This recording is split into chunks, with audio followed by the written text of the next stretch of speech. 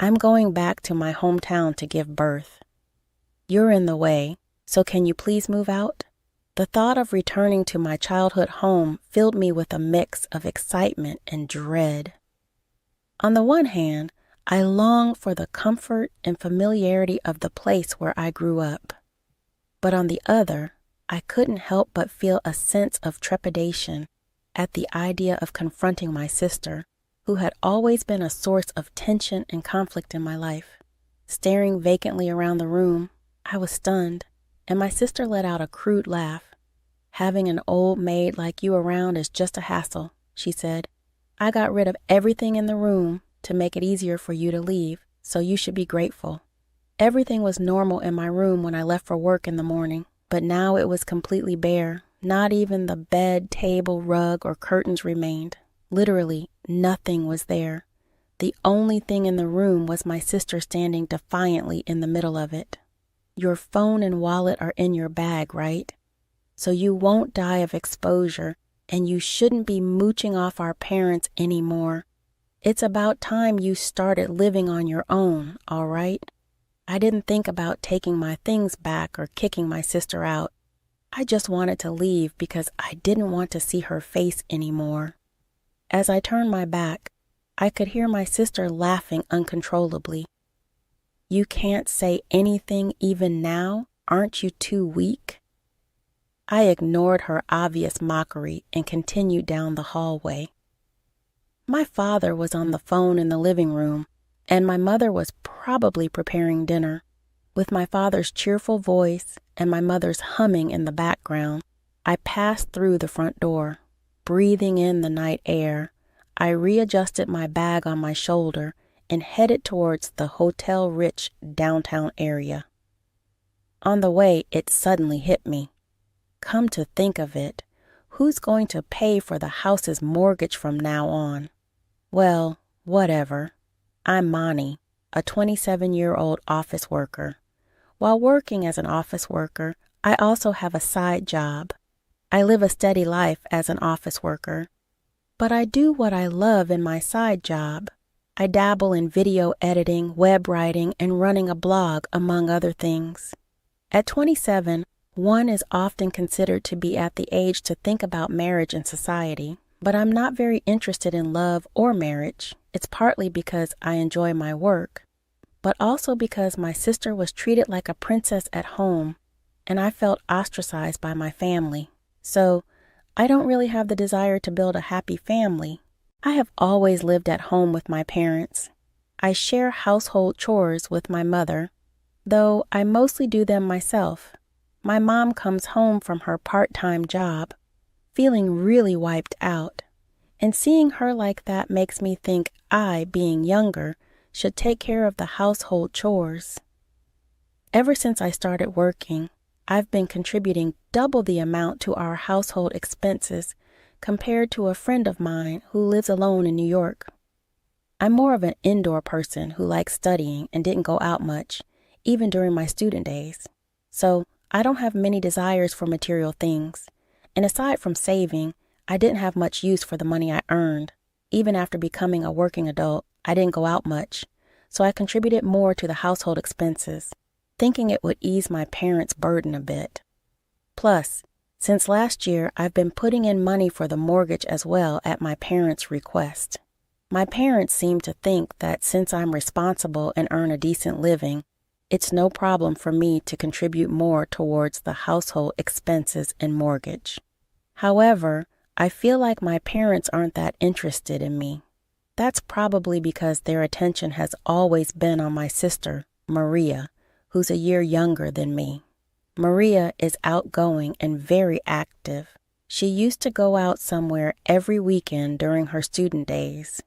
My parents naturally assumed that Maria's lifestyle required money, so even when she was living at home, they never asked her to contribute to the household expenses, let alone the mortgage. It seems like my parents have ingrained the idea that I, the older sister, am low maintenance, while Maria requires more attention. A while ago, Maria moved out to live on her own. Her place of work isn't far from our parents' house, and I wondered why she wanted to live alone. When I asked her, she said, "Because I want to experience living by myself. I want to go out at night and have my boyfriend over." That was far from the answer I was expecting. I thought she wanted to make things easier for our parents or wanted to be independent.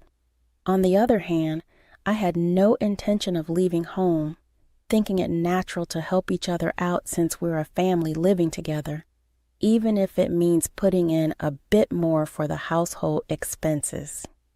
Then, when I returned home after a while, Maria was waiting for me. "Hey, I'm getting married, and I want you to come to both families' gatherings, would you?" It was going to be held at a traditional restaurant in New York, and she told me, "Make sure you wear proper clothes, okay? If you wear your usual plain clothes, I'll be laughed at." Even so, I don't own any flashy clothes. I decided to attend in my usual formal clothes. After all, this is the most respectful attire I have. Maria's fiancé seemed sincere and was a genuinely nice young man. "Nice to meet you," he said, leaving a very good impression on me. I thought Maria had chosen a really good partner for herself. Maybe being with him will calm her down a bit, I thought, feeling quite sisterly. Initially, both families were quite formal and tense, but as the drinks flowed, the formality and tension eased. The conversation shifted towards talks of children after marriage. Our family embarrassingly has our eldest daughter, Nancy, who is almost 30 and still unmarried with no plans of marriage. So it looks like we'll only be able to see grandchildren from our younger daughter, Maria. "We're so eager to see them," my parents said. "When I get married, I want to have kids right away, maybe 3, Maria said, and the conversation got more animated. Suddenly, I noticed Maria's husband's once cheerful smile had turned into a strained expression, looking uncomfortable. I felt the same discomfort and wished it would end soon. After that, my parents started doting on Maria as an investment for their first grandchild. If Maria mentioned eating a certain food said to make it easier to get pregnant, they would immediately buy it and tell her, "Maria, eat a lot of this."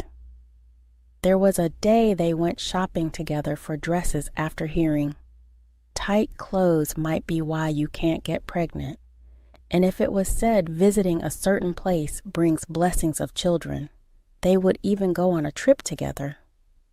My parents always acted on whatever Maria suggested, so to me it was just them doing their usual thing. However, one day Maria made a sarcastic comment to me, "Because you're not married and not making any effort to show a grandchild's face, I have to go through all this trouble. Must be nice for you, living the easy single life. Don't you want to get married and move out? Oh, but with that plain face of yours, no man would come near you. You need a bit more appeal. Should I teach you how to do your makeup?" She laughed. I was irked by her words, but I knew arguing back would only lead to her throwing a fit, making things worse. So I chose to stay silent. Maria has always been confident that she's more loved by our parents than I am, often speaking boldly to me. Then one day, Maria got pregnant. Even someone like her gets visited by the stork, I wondered. Could Maria really become a mother? But remembering her husband, I thought, maybe he'll be okay with him. Maria quit her job easily, saying, "Being pregnant, I don't want to be a burden at work, and I want to focus on raising my child." However, her husband seemed to think that raising a child and having a stay-at-home wife wasn't realistic with his earnings alone, but Maria didn't listen to him and quit her job on her own accord. One day, when I returned from work, my room's door was slightly open about 10 inches. I'm a neat person, so I never leave closets or drawers open, and moreover, I always close the door tightly. My parents wouldn't have entered to clean since I do all the cleaning. Apprehensively, I opened the door to my room and was shocked. Everything was gone. I wasn't one for having a lot of stuff, but things I've cherished since childhood were supposed to be stored in labeled boxes in the closet. My parents bought me a dictionary for my 10th birthday. My grandparents gave me a wallet when I turned 15 as a gift. And now, my diploma, certificates, trophies, and albums are all gone. These were items I kept because, no matter how worn out or old they were precious to me. Everything that was supposed to be there until this morning disappeared without a trace. Standing alone in the empty room, I heard a familiar voice from behind. "Oh, did you come back? I decided to come back home for my childbirth." Looking at my sister's face, I immediately knew she must have moved out my stuff. "Maria, where did you put my things in the closet?" I asked in a panic, but my sister said with a laugh, "Why are you so flustered? It wasn't anything important, right? It was just junk."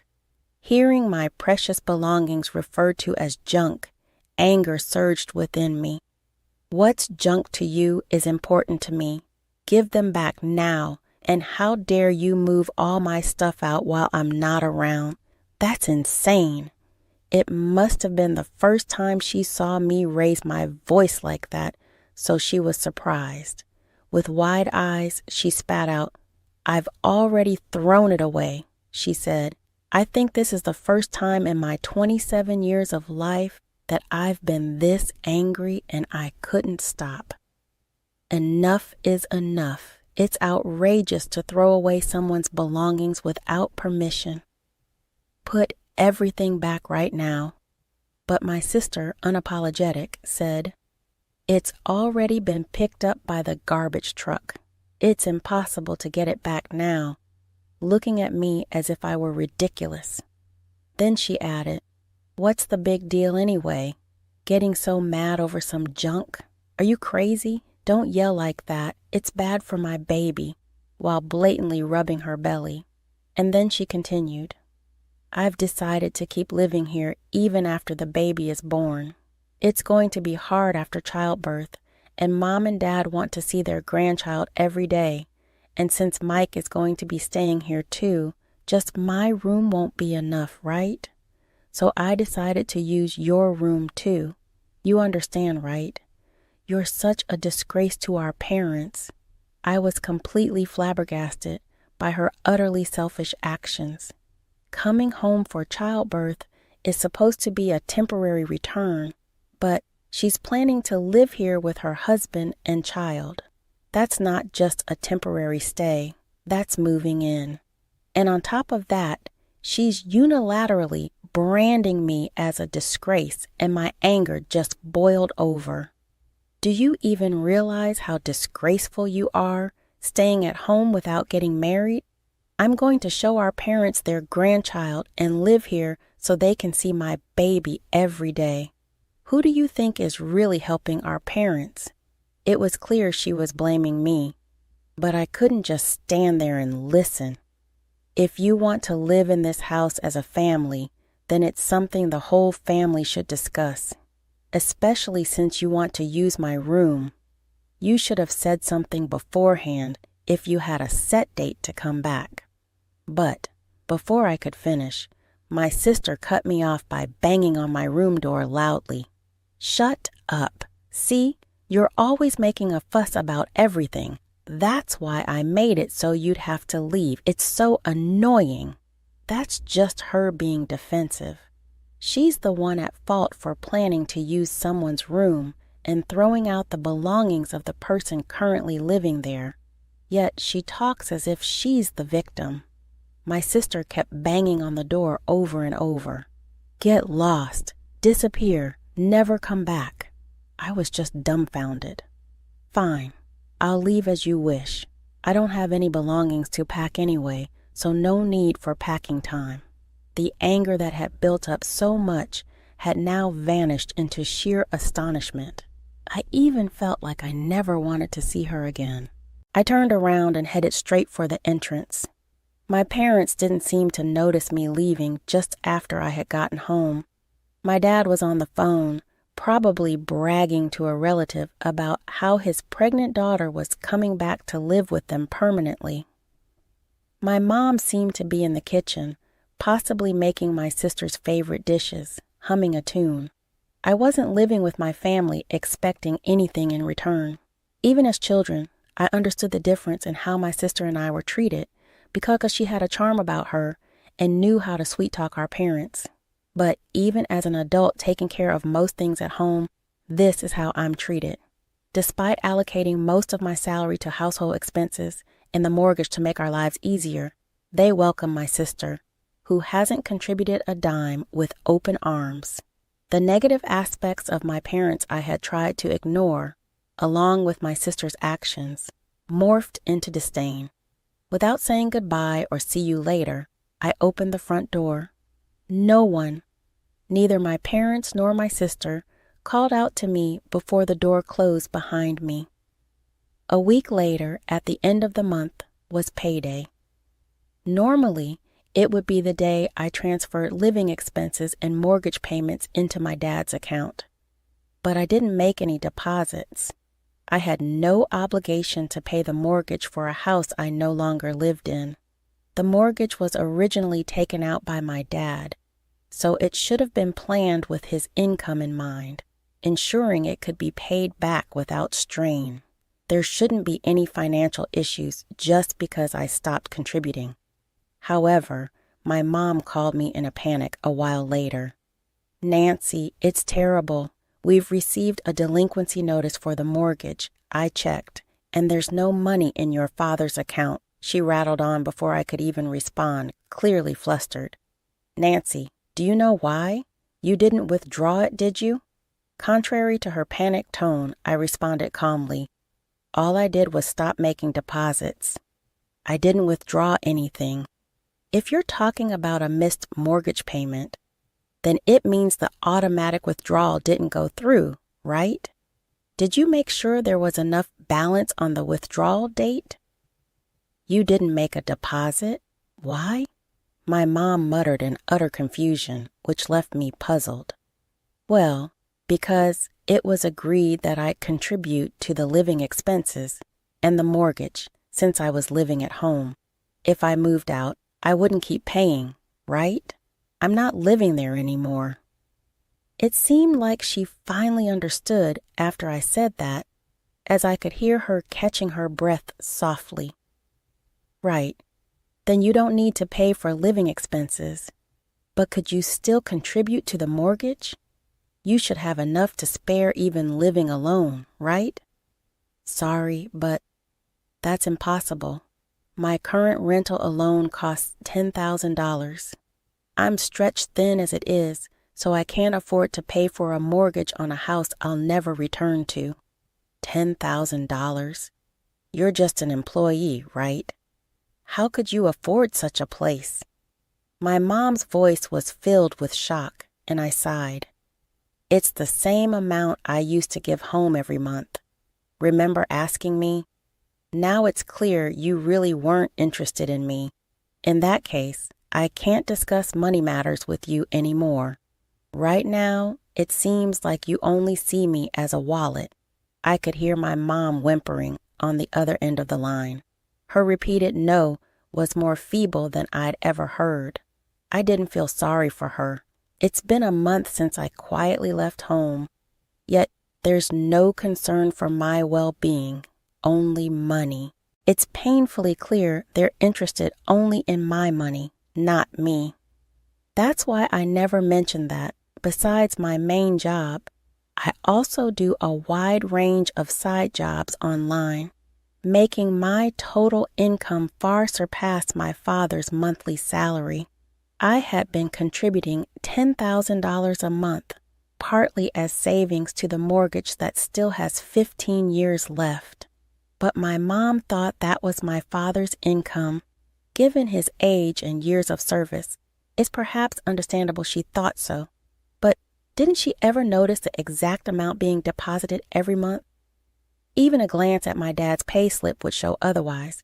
Ultimately, She didn't care where the money came from. That's probably why she didn't notice when the monthly income dropped by more than half. Only when the mortgage withdrawals failed due to insufficient funds, leading to a collection notice by mail, did she finally realizing only after it's gone. In a way, that's very much like her, and I couldn't help but give a thin smile. Lately, caught up in first grandchild fever, it seems they've been splurging on expensive items like a baby crib, stroller, designer baby clothes, and maternity photos, all because my sister asked for them. But if Nancy doesn't make a deposit, we won't be able to make ends meet from now on. Could you send some money as remittance? I already told you that's impossible. Why not ask Maria, who's going to live with you, to contribute some to the living expenses? If that's not enough, maybe Mom could work more hours. My words were met with a shriek from my mom. Maria just gave birth. How can I increase my hours when she needs help with the baby? It'd be too much. Are you suggesting Maria should work too? How can you say something so awful? I didn't mean it like that. If Maria and her husband are going to live with you, it makes sense for them to contribute to the living expenses. Didn't I do the same? Plus, Mike is still working, right? Are you planning to live together without him contributing anything? I tried to respond as calmly as possible to avoid agitating her further. Silence followed. It might be okay if it's just for the homecoming period, but Maria said she's going to live there from now on, and Dad seems to think the same. If that's the case, it would be better for everyone living together to discuss how to handle finances and contributions. I've already moved out, so I won't be part of that conversation, I said, waiting for a response, but there was none. Well, I'm going to hang up now. I don't plan to contact you, Dad, or Maria anymore, so I'll block all of you once we hang up. You can delete my contact information too. Bye. I ended the call on my smartphone. The last thing I heard was my mom's stunned, "What?" Before she could call again, I quickly set my phone to block all three of them. After completing the setting, I took a deep breath and walked over to the window of my living room. From my apartment on the 25th floor, I had to look down to see people outside. After leaving home, I moved into what you'd call a high-rise luxury apartment. Actually, my side income had exploded, allowing me to save up to $20,000 a month even after sending $10,000 home. Remembering how my mom would spend any money she had, I'm glad I never suggested paying off the mortgage in a lump sum. After all, my parents wanted me out. Maria couldn't have moved my bed and table by herself when she was nearly due. Clearly, someone helped her. While I'd like to think Mike wouldn't clear out a room of its lived-in items, if such a large-scale move had happened, both my parents would have noticed. They were home all day when I was the only one out working, yet they said nothing when I got back and ignored me as I left. Whether they were manipulated by Maria or not, it's clear that my parents were complicit in driving me out. Realizing my parents and sister were all the same made me give up everything and decide to leave home at that moment. If I had paid off the mortgage in full, the three of them would be living comfortably in a spacious house. I couldn't stand the thought of that anymore. I silently picked up the phone and called the security desk on the first floor. It seemed they were already handling it because even as I was on the phone, I could see through the monitor that my sister was being dragged away. I confirmed that the person being removed was my sister and asked them not to let her through under any circumstances, apologizing repeatedly while holding the phone. In the end, Maria never pressed my apartment's intercom again. The security personnel must have handled it appropriately. Later, I heard from neighbors back home that the family house was put up for sale. Maria and Mike continued to clash, heading towards a lawsuit without giving an inch to each other. But as Maria was clearly in the wrong, hearing that legal fees might be included in the compensation, she finally gave up. In the end, Maria had to pay Mike the amount of alimony he requested. It seems she submitted DNA test results to the court showing no biological relation to the child, which relieved her of any child support obligations. Maria apparently had no savings at all, and the responsibility for the alimony payment fell on my parents. However, due to falling behind on mortgage payments, the bank foreclosed on the house. With no way to cover the mortgage due to reckless spending and taking on the alimony, my parents sold the house and used the money to pay off the housing loan. As a result, the family home was sold, and the four of them moved into a cheaper place nearby. Even though my dad's income should have been enough to live on, the sudden drop in their standard of living caused stress to accumulate, constantly souring the atmosphere. Plus, they couldn't forget the lifestyle they had when I was contributing. So my dad's salary was almost gone within a few days of deposit. Eventually, my mom continued her part-time work, and Maria somehow managed to find a new job. Despite using daycare, she's overwhelmed with housework, childcare, and work less than a year after giving birth, leaving her spirit in tatters. The only consolation is that Maria's child is growing up healthy. However, I can't see them raising the child without worries. So meddling as I may be, I had a neighbor give them some flyers for childcare support. On my end, my dedication at work since I was a new graduate has been recognized, and I was promoted.